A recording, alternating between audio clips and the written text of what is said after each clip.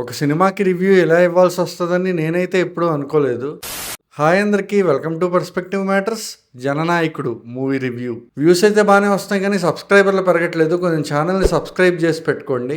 అలాగే వీడియోని చివరి వరకు చూసి నచ్చితే ఖచ్చితంగా లైక్ చేయండి. తెలుగులో అనిల్ రావిపూడి, బాలకృష్ణ గారి కాంబినేషన్లో వచ్చిన భగవంత్ కేసరి సినిమా ఉంది కదా, ఆ సినిమాని జననాయకుడిగా రీమేక్ చేస్తాం అన్నారు ఫస్ట్. ఆ తర్వాత ఎలక్షన్స్ టైంలో ఈ సినిమా రిలీజ్కి ప్లాన్ చేశారు. సినిమా రిలీజ్ని ఆపడమే కాకుండా సినిమా మొత్తాన్ని ఇంటర్నెట్లో లీక్ చేశారు. అయితే కరెక్ట్గా రిలీజ్కి ముందు తెలుగు వర్షన్ భగవంత్ కేసరి డైరెక్టర్ అనిల్ రావిపూడి, అలాగే తమిళ వర్షన్ జననాయకుడు ప్రొడ్యూసర్ కలిసి ఒక ఇంటర్వ్యూ చేశారు. ఆ ఇంటర్వ్యూలో వాళ్ళు చెప్పింది ఏంటంటే భగవంత్ కేసరిని యాజ్ ఇట్ ఈజ్ రీమేక్ చేయలేదు, అందులో కొన్ని సీన్స్ ని మాత్రమే తీసుకున్నామని చెప్పి క్లారిటీ ఇచ్చారు. ఇదంతా రిలీజ్ కి ముందు ఈ సినిమా చుట్టూ జరిగిన బ్యాక్ స్టోరీ.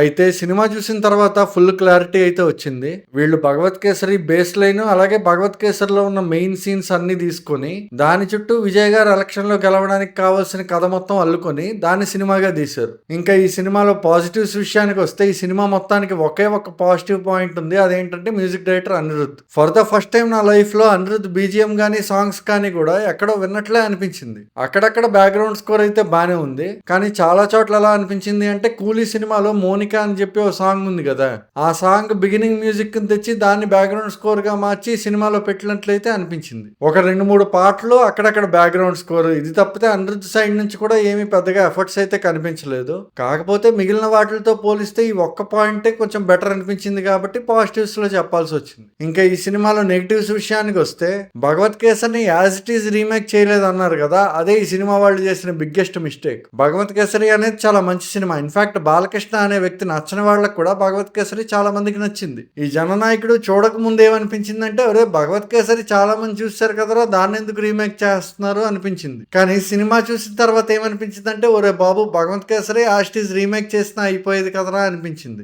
లేదంటే అసలు భగవంత్ కేసరి అనే సినిమానే ఈ ప్రాజెక్ట్ లో ఇన్వాల్వ్ చేయకుండా వాళ్ళు ఏ కథనైతే అనుకున్నారో దానికే ఇంకొంచెం ఎక్స్టెండ్ చేసి వాళ్ళ సినిమా వాళ్ళు తీసుకున్నా అయిపోయేది. భగవంత్ కేసరిలో కొన్ని సీన్లు, వాళ్ళు రాసుకున్న దానికి కొన్ని సీన్లు ఇలా కలిపి మొత్తం పులిహోర చేశారు. ఇన్ఫాక్ట్ చెప్పాలి అంటే భగవత్ కేసరి డ్యూరేషన్ 2 గంటల 43 నిమిషాలు, కానీ ఈ సినిమా డ్యూరేషన్ 3 గంటల 3 నిమిషాల 52 సెకండ్లు. లిటరలీ చెప్తున్నాను భయ్య, ఈ సినిమాలో ఒక్కో సీన్ చూస్తుంటే భగవత్ కేసరి సినిమాలో సీన్ల మీద రెస్పెక్ట్ డబుల్ అయ్యేది. ఇంకా ఈ సినిమా రిలీజ్ ని ఎలక్షన్స్ ముందు ఆపేశారని చెప్పి అనుకున్నాం కదా, సినిమా చూసిన తర్వాత నాకేమనిపించింది అంటే సినిమా రిలీజ్ ఆపేసి మంచి పని చేశారు అనిపించింది. సినిమా స్టార్ట్ అయిన ఫస్ట్ 40 నిమిషాలు చూసి ఏంద్రా ఈ సినిమా ఎలా తీశారో అనిపించింది.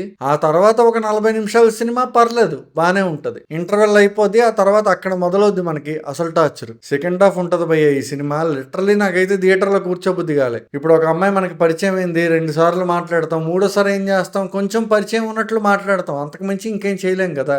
ఈ సినిమాలో అయితే అలాగే ఉండదు. విజయ్ సారి 3ోసారి డైరెక్ట్ గా పూజా హెగ్డే ఏంటంటే పాట వేసుకుందాం అని చెప్పి ఎత్తుకొని తీసుకెళ్లిపోతాడు. ఇంకా పాటల ప్లేస్మెంట్ అయితే పాటలు అనేవి ఎందుకు వస్తాయో నాకైతే అర్థం కాలే. ర్యాండమ్ గా విజయ్ చెప్తుంటాడు ఈ సినిమాలో రండి పాట వేసుకుందాం అని, అనగానే ఓ పాట వస్తుంది అనమాట. ఇంకా పూజా హెగ్డే గారి క్యారెక్టర్ అయితే ఈ సినిమాలో నేను చెప్పలేను. ర్యాండమ్ గా వస్తుంటారు, విజయ్తో పాటలు పాడుతుంటారు, విజయ్ భుజం మీద తల వాలుస్తుంటారు, విజయ్ని ఓదారుస్తుంటారు, అంతే.